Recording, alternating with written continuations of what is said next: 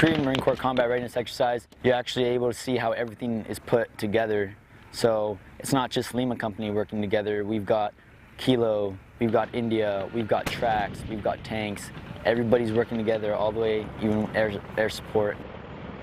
You really see the bigger picture of how everything works for a battalion to take one objective. Take company objective 2. It's important to work with all these units because in country we're going to need these attachments to us, supporting us. As we push through the towns, we are able to communicate with them. It just makes us a tighter bond. Starting off in an area, and then we patrolled up to our objective, of which we were going to take, and then set up in the defense, basically set up security, get our sectors of fire, and then came back out, attacked a 3 trench system objective, and then from there we came out here and attacked a town. We've got ITX after this, which is basically another like month-long kind of mini deployment, almost like a little MCCRE. And it's just same stuff over again, repeat it and master it.